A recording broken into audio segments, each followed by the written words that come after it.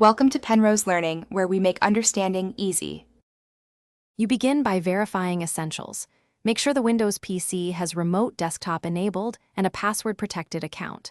Once done, install Microsoft Remote Desktop on the iPad and open it. Enter the host's IP address or hostname. If you're remote, make sure you're connected to the same network or an active VPN. Save the connection now so you don't repeat typing. This step prevents access failures and speeds subsequent connections. You now configure the session details. Create a new PC entry and add your credentials. Saving them removes a repetitive login step. Next, adjust display settings. Choose full screen or a fixed resolution and lower color quality to improve performance on slow links.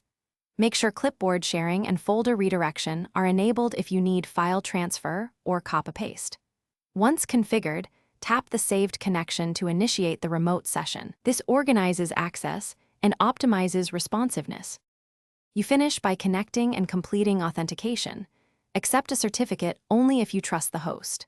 During the session, use iPad gestures for keyboard and trackpad input and the app's toolbar for disconnect or screen controls. If the session won't start, make sure Windows Firewall allows remote desktop, port 3389 isn't blocked, VPN is active if required, and both devices run updated software. As a key troubleshooting tip, restart the remote PC and your iPad to clear transient. Thanks for watching. If this was helpful, leave a like and consider subscribing. See you next time.